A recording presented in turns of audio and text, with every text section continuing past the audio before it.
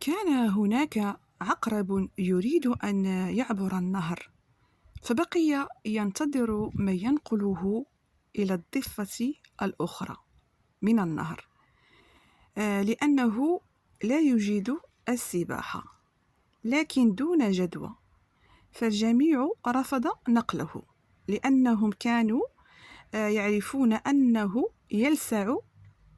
يلسع، كانوا يعرفوا بأنه يلسع.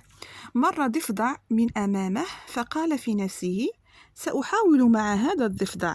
وقال له على الفور: أيها الضفدع الطيب، هل تحملني على ظهرك لأعبر النهر؟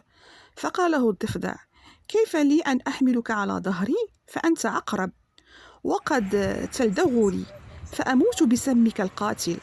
لن أفعل ذلك. فقاله العقرب: كيف لي أن ألسعك وأنا على ظهرك في وسط النهر؟ من المستحيل أن أفعل ذلك، لأنني إذا لدغتك فسنغرق معا. اقتنع الضفدع بكلام العقرب ووقف على حمله على ظهره، وفي منتصف النهر قام العقرب بلدغه. ذهل الضفدع ونظر إليه بعين دامعة وقال له: لماذا فعلت هذا؟ لماذا قتلتني وأنت تعلم أنك ستموت معي؟ فأجابه العقرب قائلا: أنا عقرب، الغدر طبعي والطبع غالب. فغرق الاثنان معا.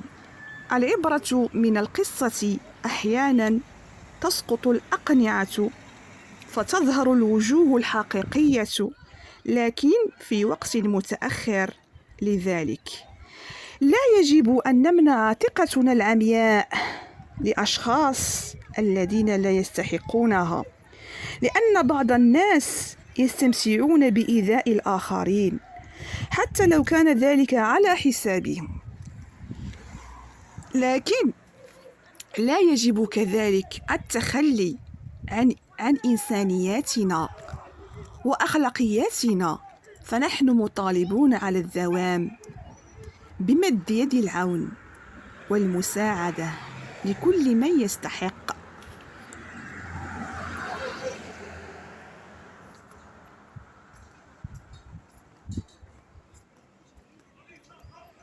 عبرة جميلة جدا جدا الخوت، والفاهم يفهم، ونتمنى هاد العبرة توصل للمتتبعين والمتتبعات. تحياتي لكم من هذا المنبر، جزاكم الله خيرا. شكرا جزيلا للناس الطيبين اللي كيدخلوا يكتبوا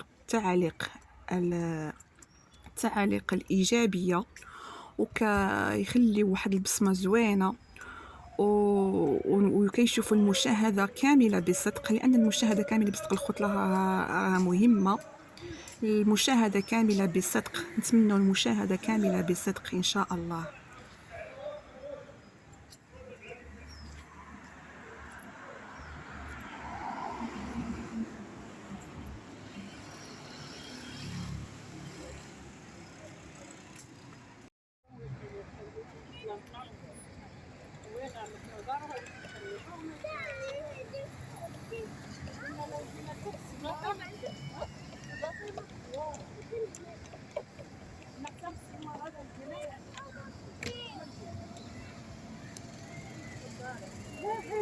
عيبي تكون زينة وخور صافي.